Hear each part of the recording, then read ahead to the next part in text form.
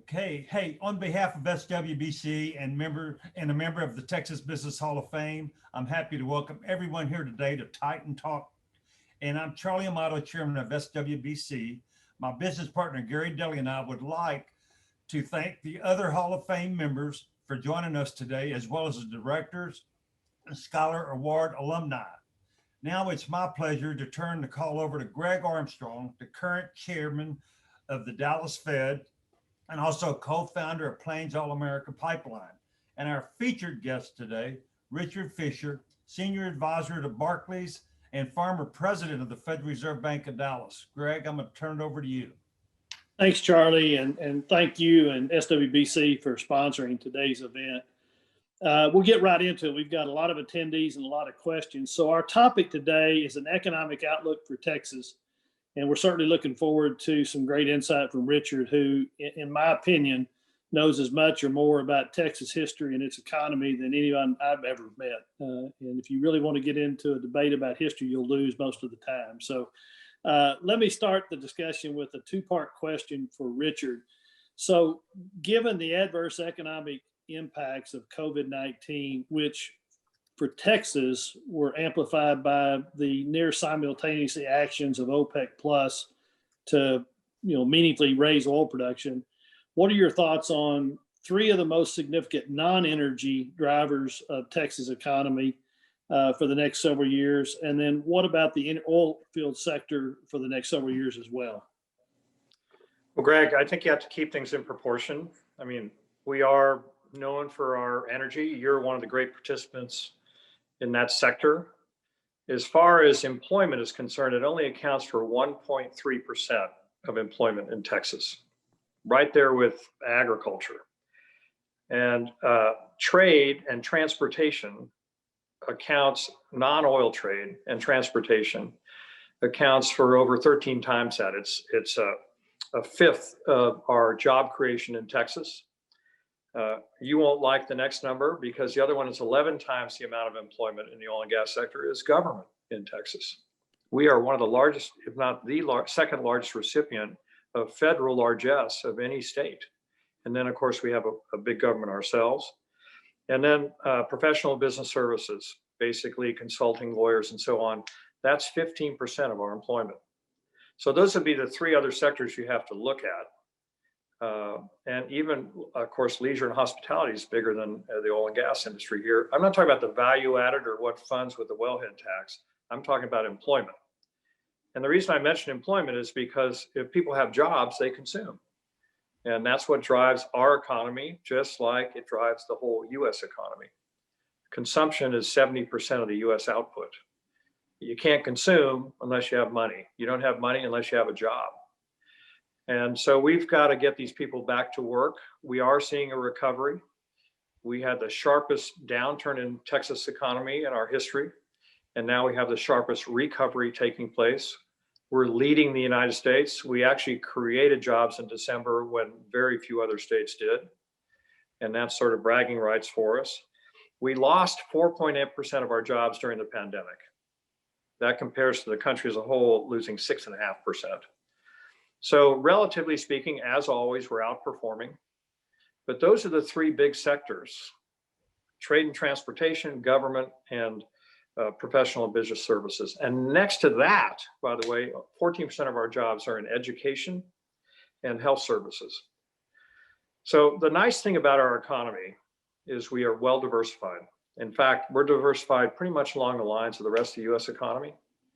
And that's been helpful to us as the oil patch has been hit pretty hard.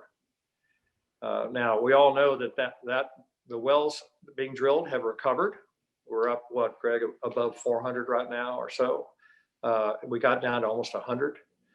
And employment has picked up, particularly around the Permian Basin area, and then the services that support it. It helps to have WTI trading over 50 and now 55 or wherever it is as we speak. And as a result of that, economics works. You get more people going to work in that sector. And we're, as you know, very hot in construction, although construction, I'm just looking at the number here, accounts for 6% of all the jobs in Texas. So I like to keep things in proportion, Greg, and I think it's important to do that. We're a well-diversified economy. We're coming back faster than anybody else. We took a big blow. And as we come back, people will go back to spend their money and hopefully, and I'm looking at my blood brother, John Goff here, hopefully into the leisure and hospitality sector as well. And that's, of course, been a serious laggard for us, although we didn't do as bad as the rest of the United States. We were down 17% in terms of jobs in that sector until recently, and the US is down almost 25%. Long answer, short question.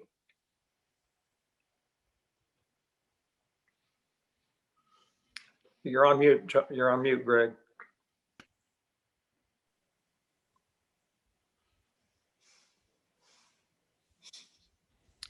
Meredith, we got to give Greg a tech. Randall, can we get him a technology lesson, a communications lesson? No. There we go. Sorry. Too many machines running around here. So anyway, for those that don't know, Rich and I have had an ongoing debate about the impact of energy in Texas.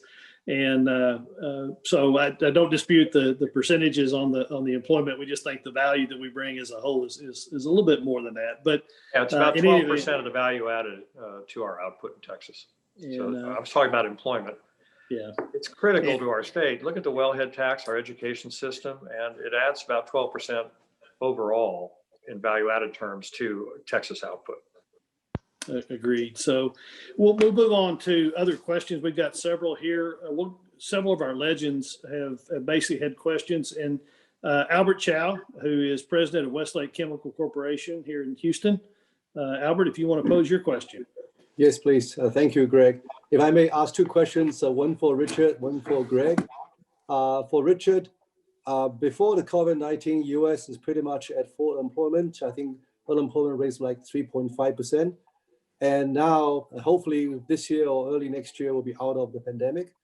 And with so much trillions of stimulus money in, what's the threat of inflation coming much faster than people think? And if so, what would happen to the Texas and US economy if the Fed start increasing rates quickly? That's for Richard. And if I may, for Greg, the Houston has a reputation of being the energy capital of the world.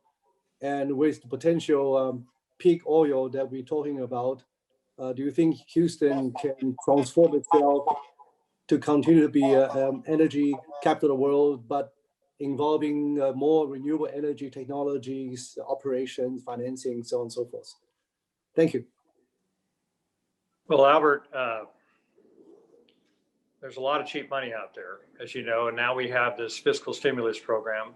I like to say that it's a bid-ask process. The bid is 600 billion coming out of the Republican side, and the ask is 1.9 trillion. So it's going to come out somewhere in between if it works logically. Now, Phil Gramm had a very good piece in this morning's Wall Street Journal. I would urge you all to read it. And what he's talking about is, as the economy is coming back, and we are coming back, and the numbers are much more positive than the common expression. For example, when they say the White House says 1 out of 7 families can't put food on the table, that is totally incorrect. That comes from an institute that advocates for free food. And the fact is, even if you provide more money for those families, they always report the same thing.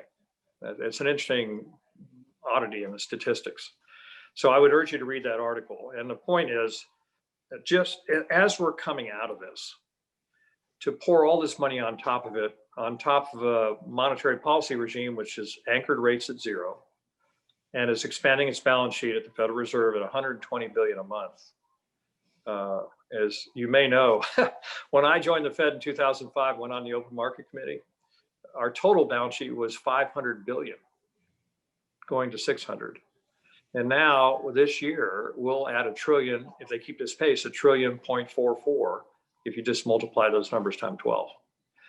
So I think we are at risk of certainly rising inflation. The markets seem to be beginning to account for that. The yield curve has steepened.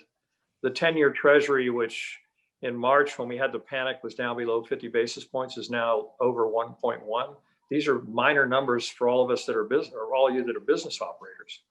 But the point is, the direction seems to be saying that we're going to have more inflationary pressure.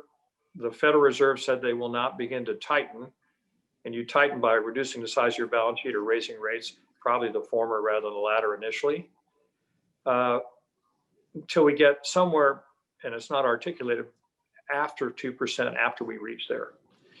Well, as Wayne Gretzky used to say, you skate to where the puck is. You don't follow or where it's going. So I do have issues, and I'm glad that Greg is chairman of the Dallas Fed board now because it's his fault. But we've got to be very careful here. I believe the following, Albert, and I'll conclude. The markets will force the Fed's hand. If market operators see us progressing towards 2%, which we are, more rapidly and through 2%, and try to play catch-up ball, the 10-year Treasury will rise. It'll force the Fed's hand to do something because it's going to send a market signal. And we're only seeing gradual traces of that right now. The inflation numbers that came out of Europe this morning are much higher than they had expected.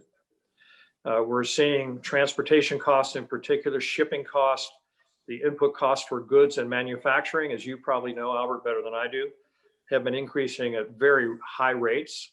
The question is, when does it roll into the service sector, which is the most powerful part of our economy? Because manufacturing is only 12% of the US economy. So we'll have to see, but I am concerned about it. I'm not pulling my hair out because I don't think we're talking about 10 going back to hyperinflation. But as costs rise, businesses have to react because their costs, their inputs, what are they going to price going out the door? And they haven't had the wherewithal to do that in COVID. As the economy recovers, they will have a more ability to take that cost push out the door and price their products and their services a little more aggressively. So it is a significant risk. And let me just summarize. In the markets, the deflation trade is off. The question is there an inflation trade or not? So Greg, you better rein in your buddies at the Fed now. Well, you know how easy that is. Yeah. So with respect to energy in Houston, and my job here today is to stay out of Richard's way. So just real quickly, I would say for many of the reasons that Richard mentioned, the diversification within Texas, but particularly in Houston, will help us tremendously as we go through, this transition, for lack of a better term. I also think, Texas is the number 2 in terms of solar and the number 1 in terms of wind. And that doesn't appear to be slowing down. And if anything, and Richard may comment about what it's like in Dallas, but here in Houston, significant amounts of capital are being raised to push into that sector because and so they're bringing with it a lot of commerce and a lot of consumption. I don't know that they're all going to make money, but they're all going to make energy when it's all said and done, because there's so much fixed cost involved in it. Once it's invested, they'll do it. And that's going to help Houston, and it's going to help Texas as a whole. Albert, 15% of our electricity in Texas now is generated by wind. We're the biggest wind producer in the world.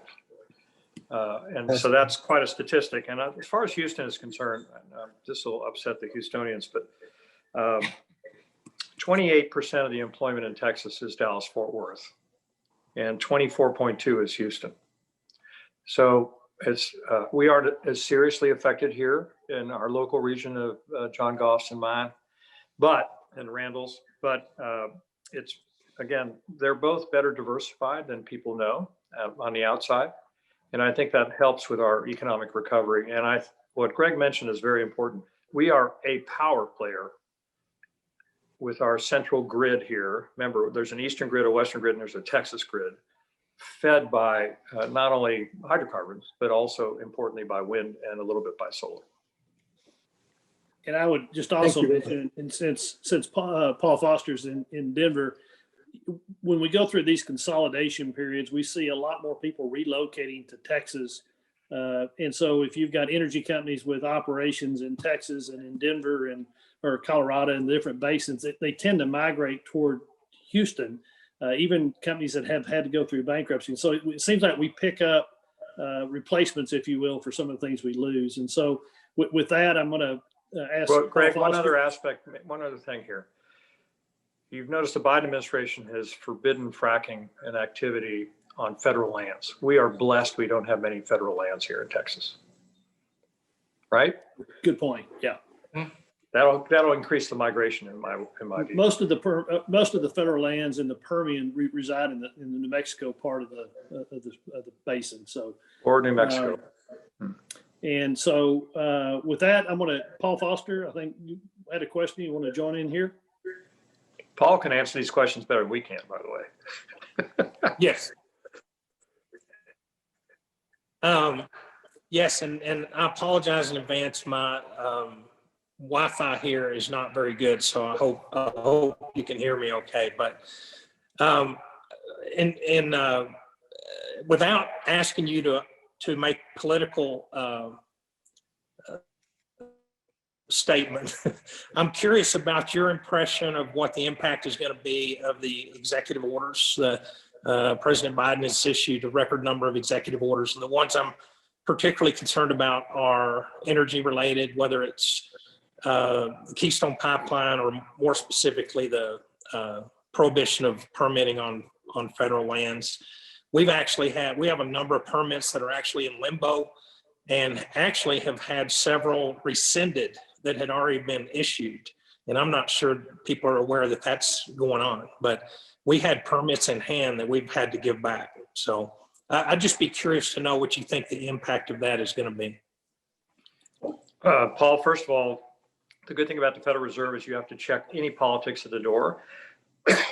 I, at one time, was an oxymoron. I was a very conservative Democrat. And when I joined the Fed, I gave it all up and I've never gone back. And there's a great virtue to it. They forbid you from ever giving money to any campaign.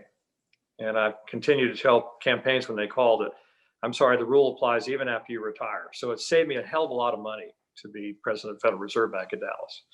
So non-ideologically, there's logic here, meaning if you're going to increase regulation and you're going to say advocate for raising the minimum wage to $15, et cetera, this is going to impact corporate margins. And I'm not talking about the biggest guys, the AT&Ts and the PepsiCos and other companies like that.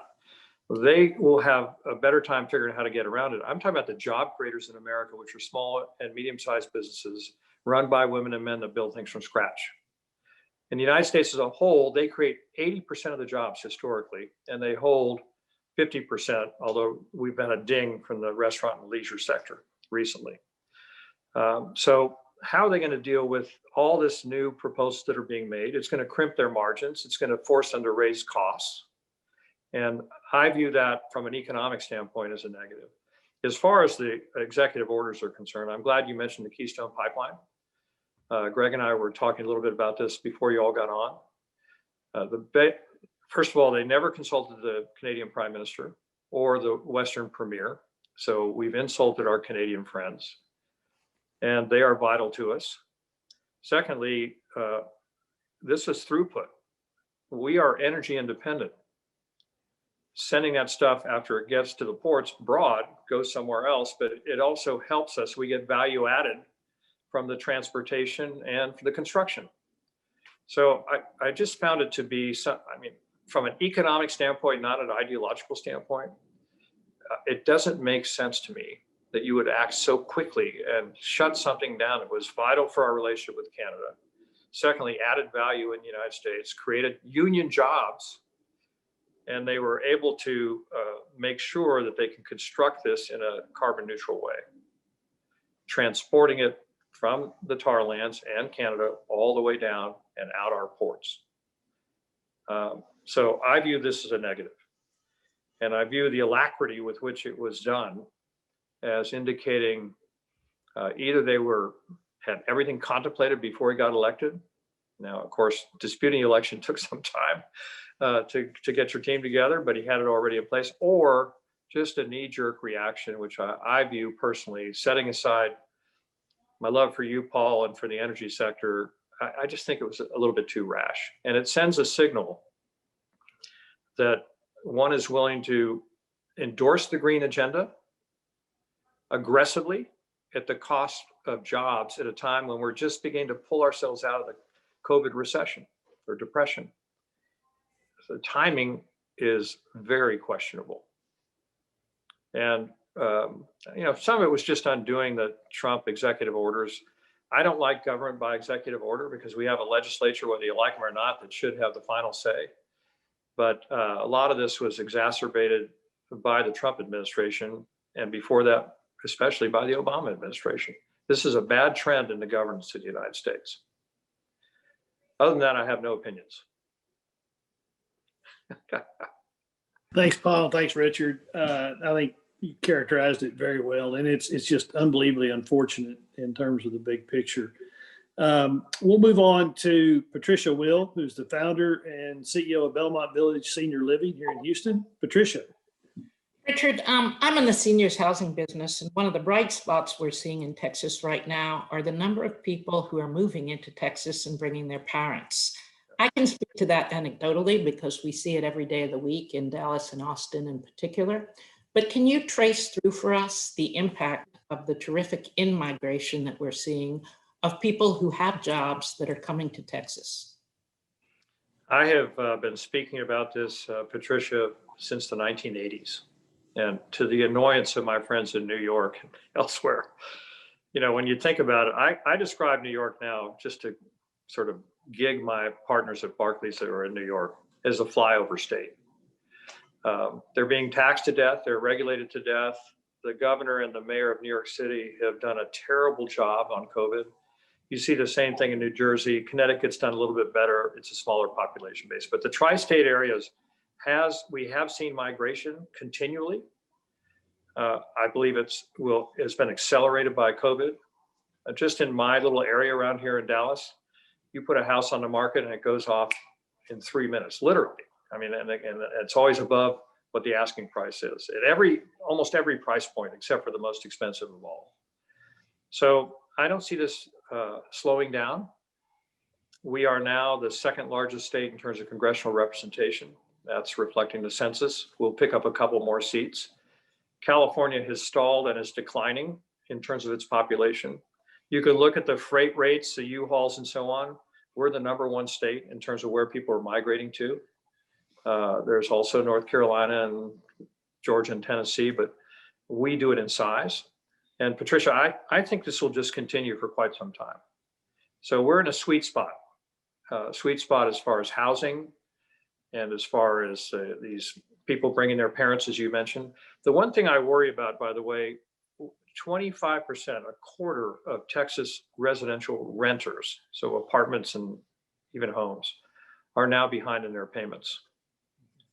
It's slightly better than New York. 33% of all New Yorkers are behind in their rent payments. And Louisiana, I can give you those numbers across the country, 35%. But still 25% is a pretty big number.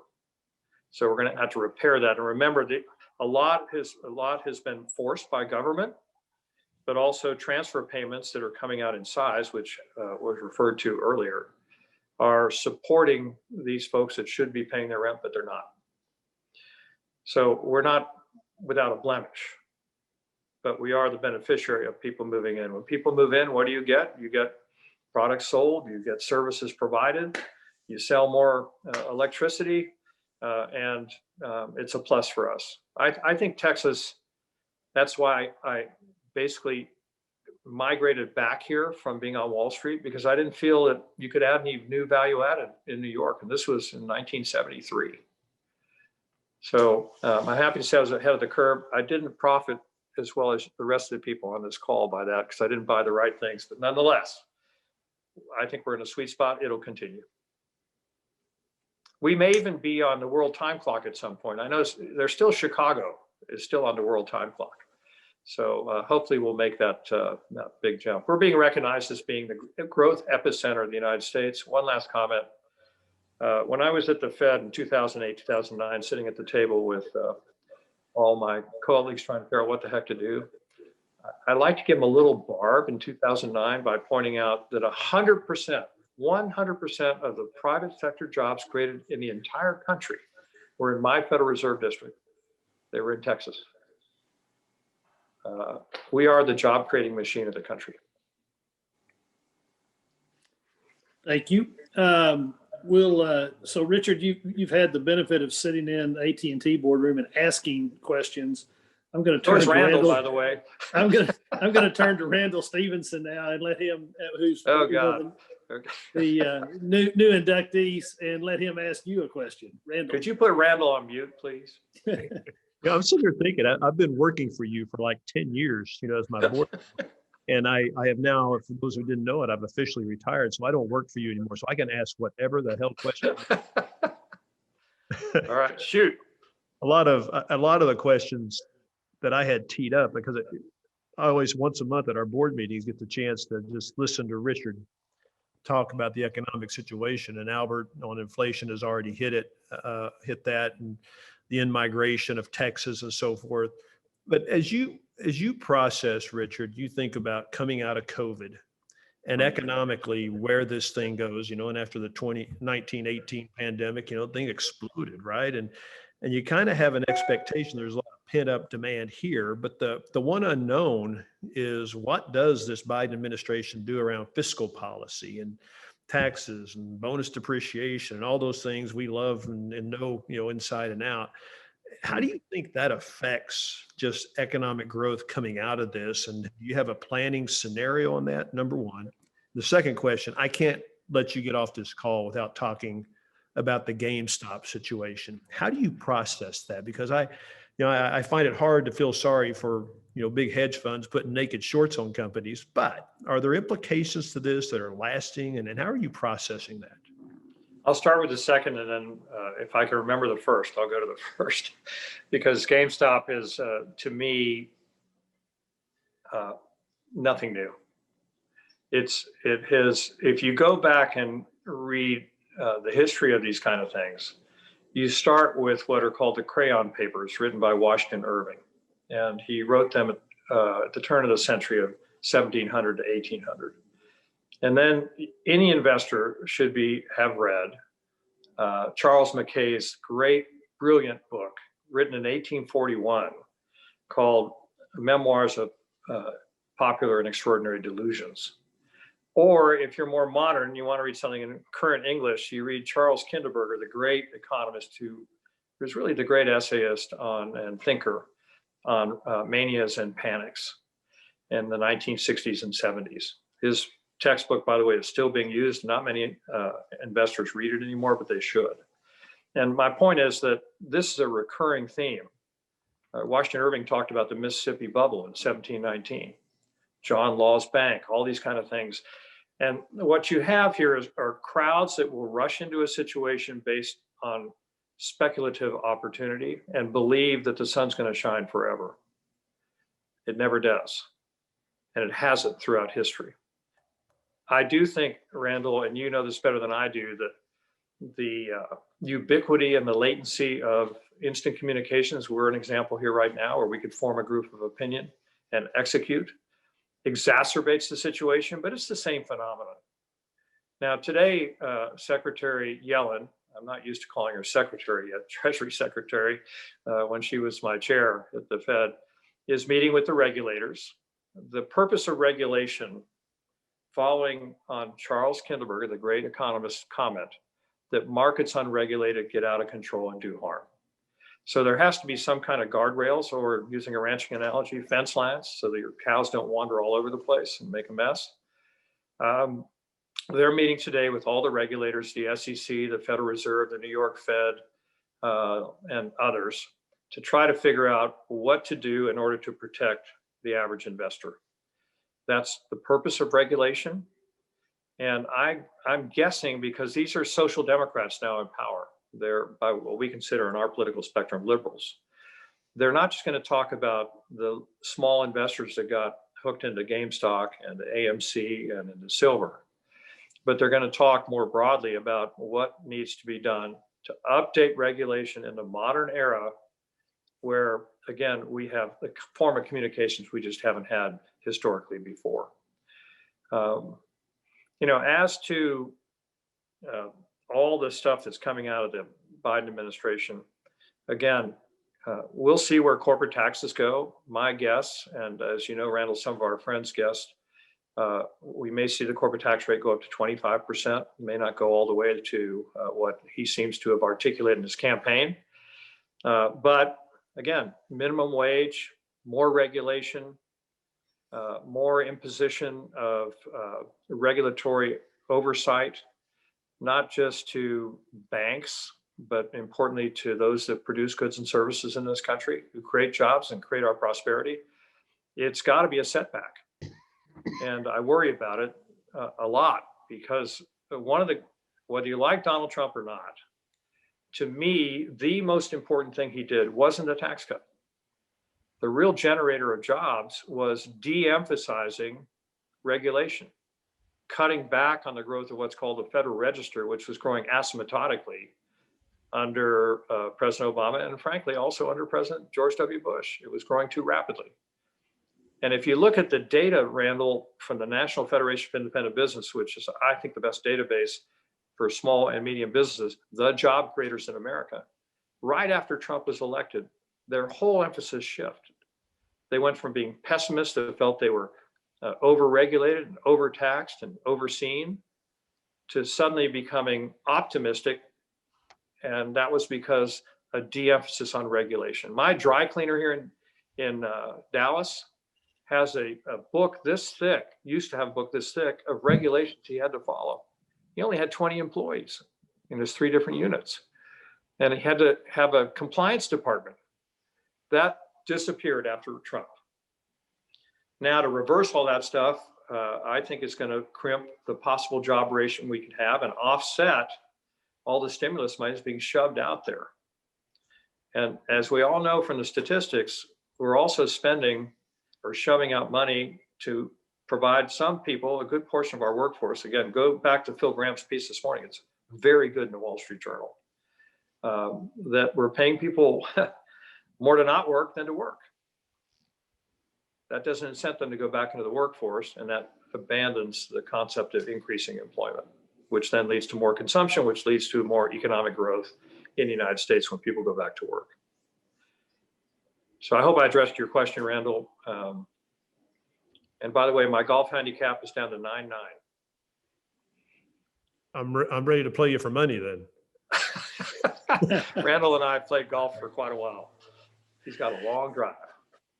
So as we often predicted, we were going to run out of time before we run out of questions, but I'm going to try to get through a few more here of the legends. Then we'll move into the directors. And then at 12:45, we'll move into the alumni and some of the scholarship recipients. So next on my list that I've got is Harvey Najim was going to ask a question. Harvey is founder of Serious Solutions and now chairman of the Jim Family Foundation. Harvey. Thank you, Greg. And, Richard, I guess my question is kind of 2 parts. With the pandemic that has occurred, with a lot of businesses shutting down, I guess, and then the ones that are still in business, a lot of their services have increased. And I guess I worry about 2 of my fraternity brothers, one on each side of me up there. I'm curious as if organizations that sell insurance for businesses, if they're going to get hurt by all these number of businesses that are shutting down, or have their prices increased and creating a problem for those that are still in business? Thank you. First of all, insurance companies are under enormous pressure for a couple of reasons. One is they're getting more claims. The government has, in a way, protected them to an extent by basically decreeing that people can delay rent payments and so on, and the hope that by the time they go back to this, things will swing back upward. But the other thing that's really hurt them, Harvey, is these very low interest rates we've had, particularly until recently when we saw the yield curve steepen.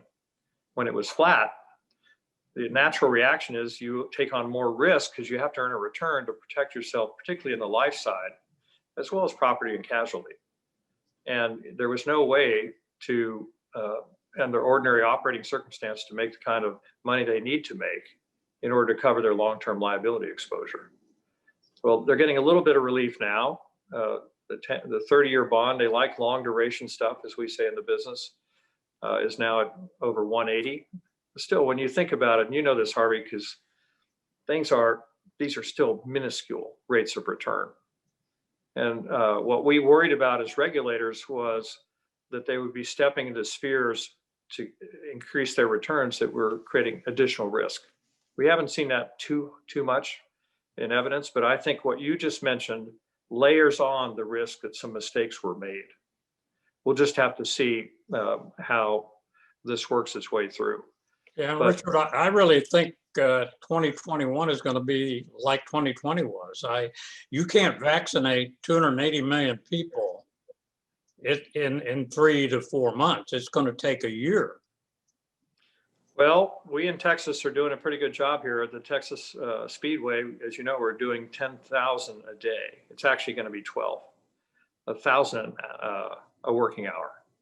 And we're just a quick ad. And I stay out of politics, but I did have the privilege, as many people that are on here did, of advising Governor Abbott on how we deal with COVID recovery. That's one of the reasons we never closed down completely.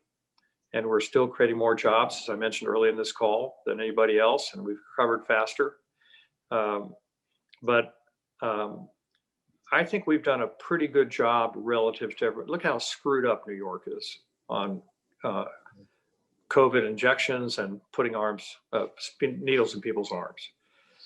So relatively speaking, again, but as a country as a whole, I don't expect, given recent data, particularly what I call contemporary data, so we can look at Waze, which is an app to get traffic movements. The Federal Reserve and others can monitor phone calls and shopping activity in real time. We've seen a setback here at the beginning, but many of the indicators are showing that we should begin to pick up at the end of the second quarter. And most economists, and again, they're just economists, are talking about 5 to 6% rate of growth for the year. Let's hope that obtains. Thank you. I may have to lean on Richard to see if he'll give me an extra 5 minutes at the end of this. Sure, go ahead. But we've got a lot of questions. So we'll go into some of the directors. I think we've got next Larissa Moon, who's the CEO of Articulate Strategic Communications in San Antonio. Larissa, your question. Hi, thank you. So, Richard, one of the things that we've seen happen with COVID, one of the impacts is the acceleration of electronic payments, right? Just because for all the reasons. Do you think that kind of acceleration in the payment system is going to extend to cryptocurrency in a way we haven't previously thought about? Well, we have seen acceleration. Again, Randall probably knows more about this than anybody on the planet because of the throughput that came through AT&T and Verizon and others, and the amount of utilization that took place through the net, and then the improvement of the ability to deliver those services to people. I don't think you can go back on that. I think you have to be very careful to distinguish between Bitcoin and other digital currencies and blockchain transactions. So we're getting better, and particularly as we go to 5G and then the next generation of speed, you're going to be able to have more instantaneous clearing of transactions, and blockchain will be able to make that traceable and much more direct. And I think in the end, combined, will be accelerating the ability to transact and to settle payments and to get things done. That's not Bitcoin. Bitcoin is a speculative medium with no underlying value. Kind of like, the recent stocks that just got bid over with no underlying value. But blockchain is a key technology. What's so fun about blockchain, by the way, was created, what's called the Genesis transaction, the first blockchain transaction, was created by an individual who wanted to completely avoid the banking system, called bankers like me at the central bank banksters, that we were there to steal their money. And so they wanted to subvert the banking system. We struggled forever with each passing year as to how to make the payment system more efficient. Remember, people used to write checks. We had 32 check clearing centers. Dallas was the second largest one. When I joined the Fed in 2005, I got rid of all of our operations in checks as we went to ACH and other things. And there's only one check clearance place left in America in the Federal Reserve System at the Cleveland Fed. We figured Cleveland was so down, we had to give them something, particularly after they lost LeBron James.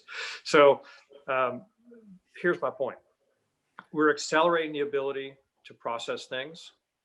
The progress being made on 5G and just the latency of transactions is accelerated. I don't think you reverse that. And blockchain, the structure of blockchain and what it does allows us to, and the central banks, including the Bank of England, which now has a huge blockchain operation in printing currency and getting it out to the people and processing transactions, and we're following that at the Federal Reserve. I think that's just going to accelerate commerce and make it more easy to transact. But don't get caught up on the cryptocurrency side. That's totally different than the payment system. Bridge too far. What's that? I said a bridge too far. It's a bridge too far. Yeah. Thank you. On Bitcoin, by the way, I'm kind of with Jamie Dimon on this. As you know, in any investment, price is what you pay and value is what you get. The people on this screen, the legends, or I guess you're going to call them titans now, whatever you're going to call them, Meredith, they know the underlying value in their business. Right. And there's no underlying value to Bitcoin. It's a purely speculative medium. And that's why you have huge volatility. Just like GameStop, no underlying value. And now, some people are good at speculation, but just remember the house always wins. And the speculator overall never wins. It's just pure gambling. And some people are good at it, but it has no underlying value. Thank you so much. So we'll take a question from another director, Charles Philpott, who's the managing director of Aon here in Houston. Charles. Thank you so much. Great to see everybody. Wonderful discussion. We've talked a lot about the workforce, the jobs coming to Texas. Richard, I was wondering if you could comment on some of the skill sets, training, development, education of this workforce of the future, and how you kind of think about that and how we should be thinking about that. Yeah, this is one of my hobby horses. We have to do something about our education system. Whether it's the Dallas Independent School District or Houston or El Paso, anywhere else, Fort Worth, our primary and secondary schools are horrible. We graduate people from high school, and even now, one of the great strengths of our Texas system was our junior college system, best in the country. It used to be California years ago, but now it's ours. But we graduate people who can't read or write. And that's not going to allow us to go into the high value added march that the global economy is going into, driven by the internet and by the instantaneity of communications. So I've talked to the governor about this. We all have. The problem is, or you can't direct this from Washington, it's local school boards that control the budgets and the education system. It's totally disaggregated, and you're going to have different approaches in different school systems. So to me, the Achilles heel of not just the Texas economy, but the US economy, but it's also here, is our inefficient, poor, malmanaged primary and secondary education system. If you don't learn math as a child, you're not going to be able to succeed in our society. So we have to do something about that. And I don't know what the answer is on that front. But we have vulnerabilities there, and we can import well-educated people. But that just adds to the divide between those who are successful and those that aren't. And that could undermine our embracing of free enterprise, which makes us unique here in Texas. So I hope all of you will be active in terms of trying to help straighten out this really serious problem we have with primary and secondary education. If we don't get that right, we're just gonna be dragged down like everybody else. Have a nice day. I just wanted to let you have those points. Thanks so much. Richard, I think it's even more severe than what you just said. The kids have been in virtual learning for over a year. Yep. And every child is failing in one or more subjects, and it's going to take 1 to 2 years to bring them back to grade level. I mean, it's a big problem. Yeah, they've lost at least a year of their lives. It could be worse. We could be in the Chicago school system, which, you know, think of all those kids up there that are literally losing. Now, just as part of the other part of your question is, we're a right to work state. As you know, unions are powerful in the education sector in the country and also in government. But I think the other good strength we have here is that we're a right to work state, and others have followed suit. I remember the Michigan governor when I was at the Federal Reserve, because I was giving a speech on the importance of right to work, how it affect the economy. Governor Engler, who's quite a character, said, "Richard, I promise you this, we're going to Texify Michigan. We're not going to Californicate it." And he came out and did exactly that. So as long as we keep right to work, and whatever the new administration doesn't jam unionization, mandatory unionization down our throat, then I think we'll continue to prosper, relatively speaking. But we won't prosper long-term unless we get education squared away. So we're going to take one more director question, and then we're going to transition to scholars and alumni, and we will try to run over about 5 minutes with Richard's permission. So we'll go next to a former Scholar Award recipient, Kevin Cumming, who's a partner with Juniper Capital here in Houston, oil and gas private equity. So, Kevin. Yeah, thanks, Greg. Yeah, really, my question was for you, Greg, if that's okay. And it had more to do with, we touched on it earlier in the call about the Keystone pipeline, the permit being pulled. As a midstreamer, I'm curious your thoughts on the future of midstream and being able to build large interstate systems, whether it's crude or natural gas.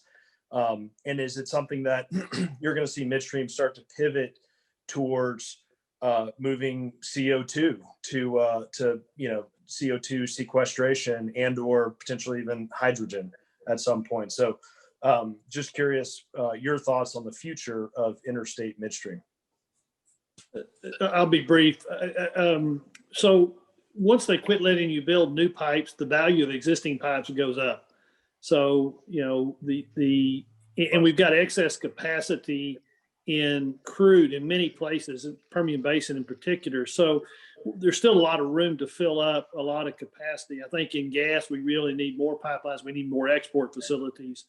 As far as the CO2, there's some technological issues that go along with that you really need to have either some sort of super coating or stainless steel. So, but I think the answer to your question is yes to all of them. I think, we'll see some migration into the CO2 area within the midstream.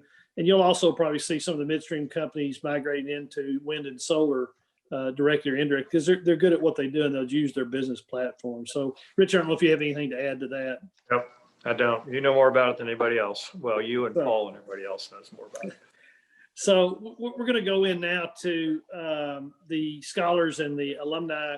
And so my first question that we'll go to is Samantha Snabbs, who's a co-founder of RE3D and also a captain in the Air National Guard. And we thank you for your service. Samantha. Thank you so much, sir. It's a pleasure to meet you and appreciate everyone's time today.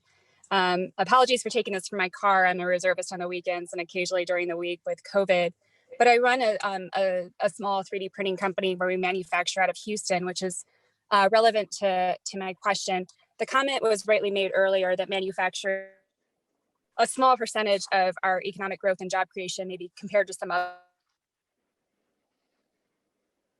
However,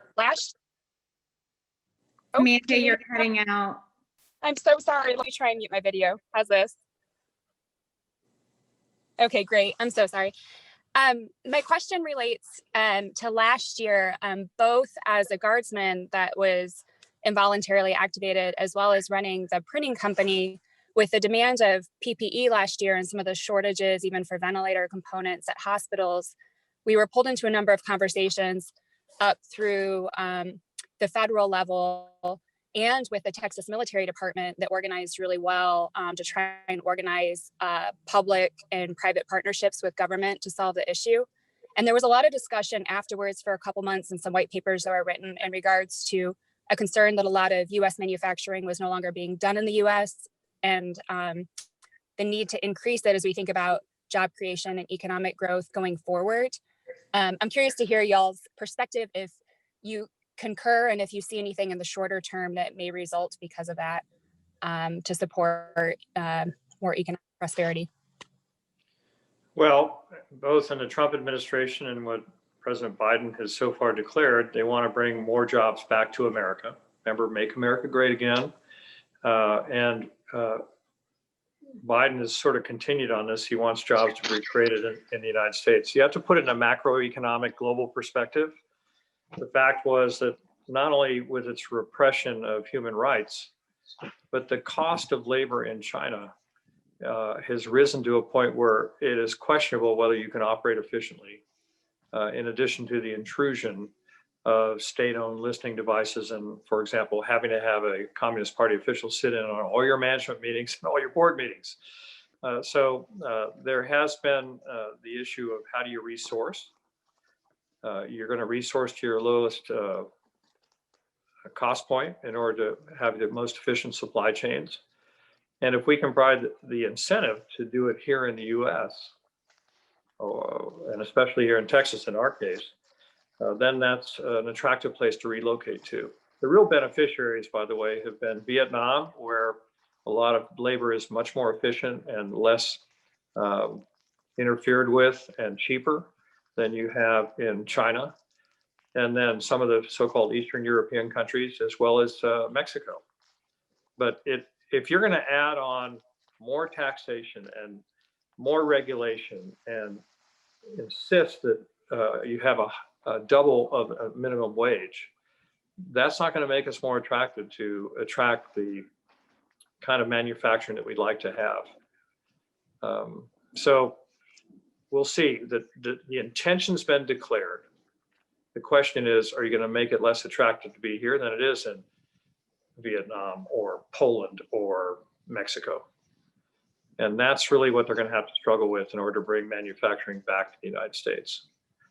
People are going to build supply chains based on where they're most efficient and especially most cost efficient. Now, the skyrocketing in shipping costs right now and other transportation costs, I would guess is a temporary phenomenon because that would help us. But if it's a sustained phenomenon, which is unlikely, that'll accelerate the process of bringing manufacturing back to the United States. Question is, where are you going to locate on the globe?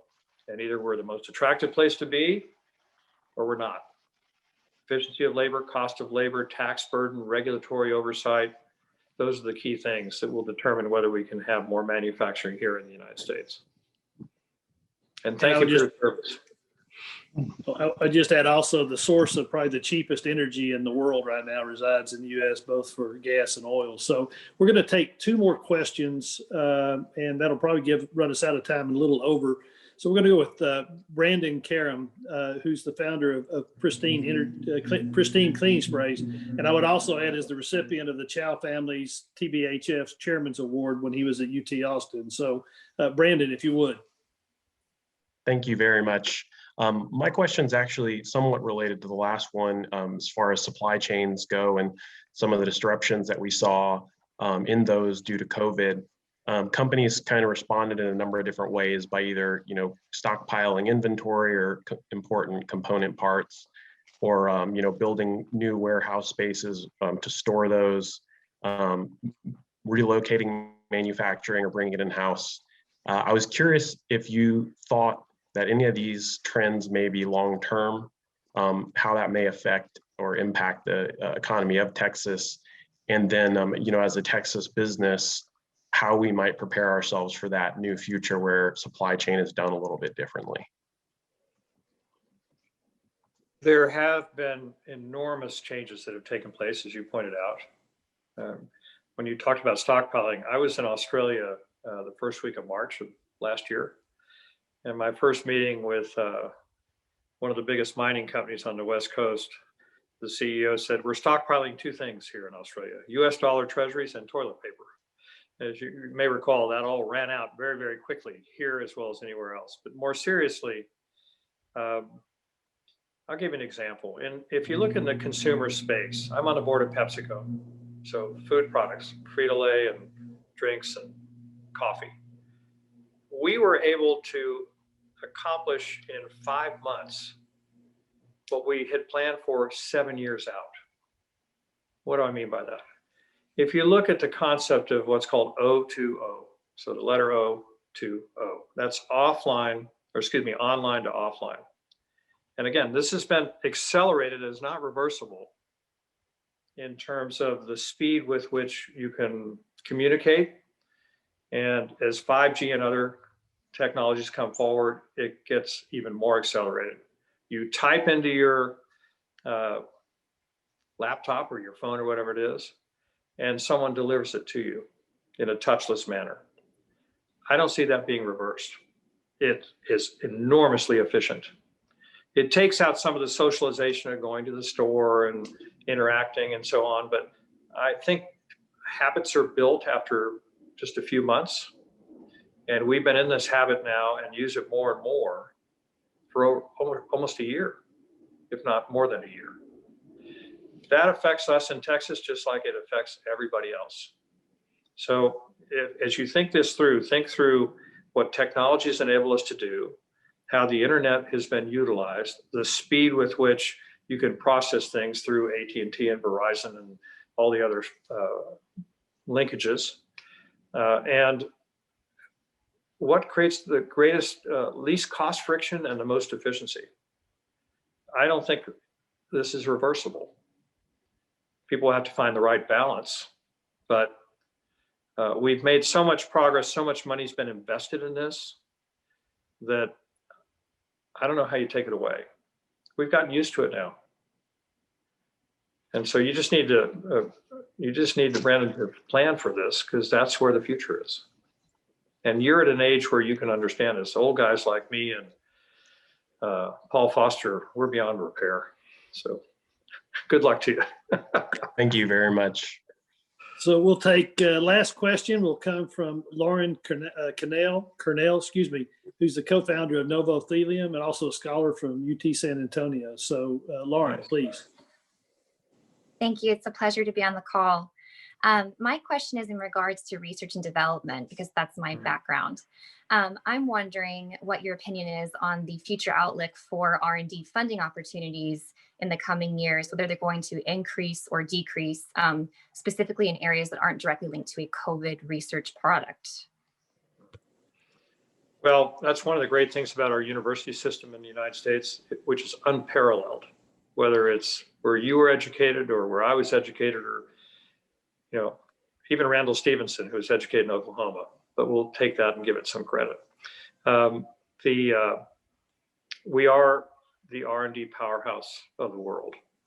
And as long as we don't interfere with our higher education in particular, and can provide the input that comes from, as I talked about earlier, primary and secondary schools, I do worry about, and we had a real hint of this in the last administration, Trump administration, interfering with the way universities, whether they're public universities or private universities, go about doing research, basic research, et cetera.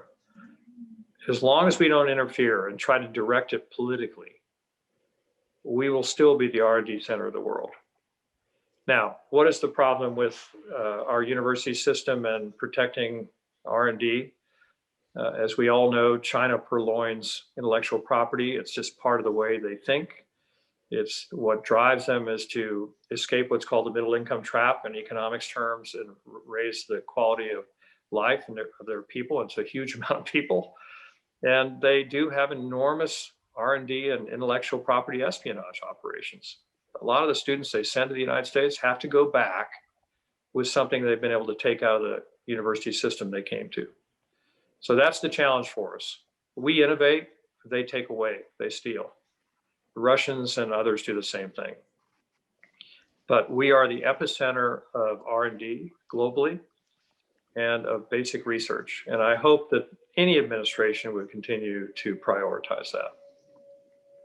Can I say one last thing in conclusion, Greg? You certainly can. It's pretty easy to be pessimistic right now and be worried. And we had a fellow at the Federal Reserve back in the 1930s during the Depression. His last name was Nadler. And he kept saying, when everybody thought the world was falling apart, that you're wrong if you think economic growth is gone. You are right if you think that the business and other minds in America will not only survive, but prosper and continue to grow. And you're absolutely right if you realize that the American experiment is unique and has never been seen before, and no one can replicate it. We call that Doc Nadler's remedy at the Federal Reserve all these years later. And I know this, everybody on the screen knows this as Texans. We will do better than the rest. We're not going to fail.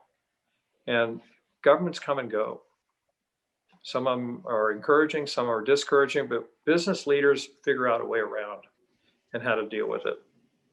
And as I spoke a little bit this morning on CNBC, because they asked me, the portrait over my shoulder is that of my father, who came here with nothing in 1938. Then he lived in Mexico and couldn't become a citizen until 1947. But $70. And we went, as we like to say, from homeless to Harvard in one generation. Anybody can do that in this country. There's no other place where it can be done. So I want to end on a very optimistic note, Greg. And you know that our friend Red McCombs used to send around a pecan pie at the end of each year. It's in a little wooden box, and it said, thank your lucky stars, you're a Texan. And I think we should thank our lucky stars. We are from Dallas or Houston or El Paso or Fort Worth, wherever we come from. Thank our lucky stars we're from Texas, and thank our lucky stars we're Americans. And I just want to make sure we don't forget that. Excellent. Richard, thank you so much. I'm going to turn it over to Gary Dudley to close us out. And again, thanks to SWBC. Hey, I just want to thank everyone on behalf of SWBC, Charlie, Amato, and myself for making the 2021 first Titan Talk so meaningful. It's great to see so many friends and familiar faces on the call today. Equally great is how many of our former scholarship recipients are here today with us. This reminds us why we do what we do, seeing the talent of the scholarship recipients. Your questions were terrific. We hope that everyone will join us on the next Titan Talk, which is March 10th. And the topic is going to be retail innovation. And you guys touched on that some today. Talking about toilet paper in Australia, I believe, was the topic. But March 10th is that day. HEB President Craig Boyan is going to be there. I've heard him speak before. Very interesting, smart guy. It ought to be a lot of fun. To our legends, I encourage you to participate. This is a meaningful way for us to get together from each other. Greg and Richard, what an honor. You guys were amazing. Thank you. Thank you. And thanks to the Texas Business Hall of Fame for us to get together and learn about each other. And thanks, John Karp, our chairman of our group, and for the efforts on behalf of Texas Business. Thank you, Meredith Walker. You did a great job. I think that we couldn't put all this together without you. And everyone else, have a great day and look forward to seeing you on March 10th. Thank you. Thank you all. Thanks, everybody. Adios. Take care. Bye. Thank you. Great program. God bless America. Yeah, you bet. God bless America. Thank you, Richard. Terrific.